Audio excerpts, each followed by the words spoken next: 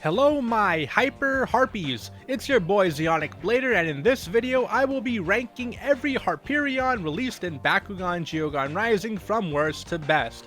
I'll be ranking them by their competitive viability in the Bakugan Pro TCG. But enough talk, let's get on with the list.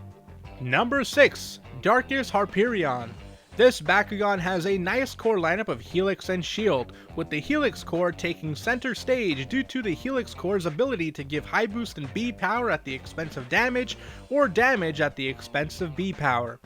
Darkest Harperion has a stat line of 700 B power and 3 damage, with the Victor ability of Scan, which allows the player to look at the top card of their deck, then choose to either leave it on top or move it to the bottom, which is a great strategic ability to have. Darkest Harperion focuses on B power, however, at 700 B power, when on the plus 600 B power minus 3 damage Helix core, Darkest Harperion only reaches 1300 B power, which is too low for the Geogan Rising format, making Darkest Harperion the worst Bakugan on this list.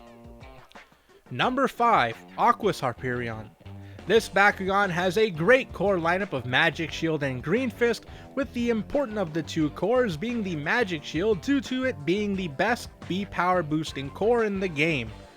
Aquas Harperion has a stat line of 100 B power and 1 damage, with a reroll effect allowing the Brawler to reroll once per turn, and the effect of gaining 500 B power and 5 damage when on a Magic Shield.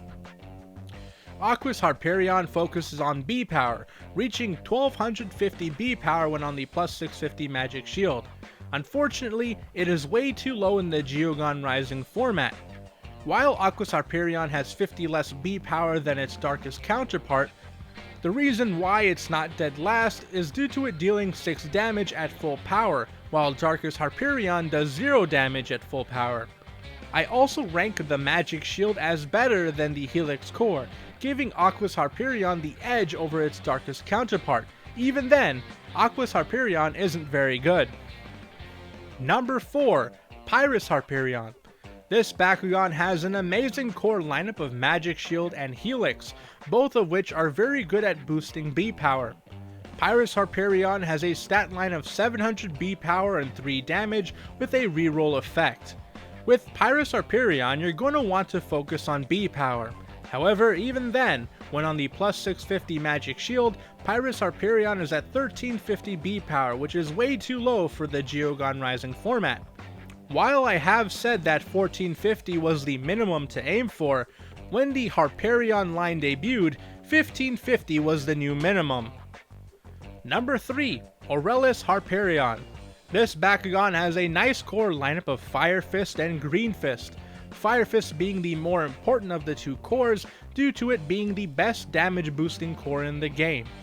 Aurelius Harperion has a stat line of 800 B power and 3 damage with a reroll effect.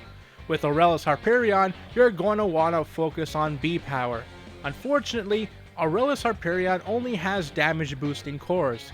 Luckily, with a Fire Fist being very sought after, you could share Aurelius Harperion's Fire Fist with a Bakugan on your team that has a Magic Shield and wants a Fire Fist instead, creating a balanced trade-off.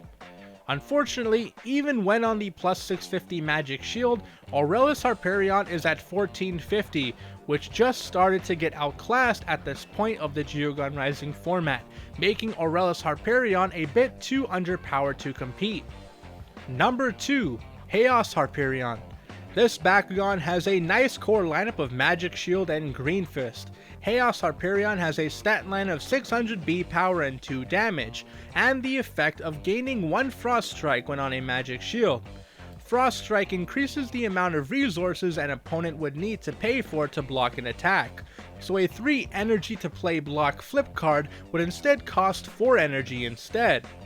Frost Strike can be deadly since the amount of resources a player has at the end of a brawl during a damage step can be very low, so making defending even harder is quite the powerful ability. Combining the Frost Strike with the gear card Darkfire Defense, which adds 99 damage in a damage wins play, is brutal and can possibly end a game right there, which is why Chaos Harperion is at the second spot on this list. And number 1, Ventus Harperion.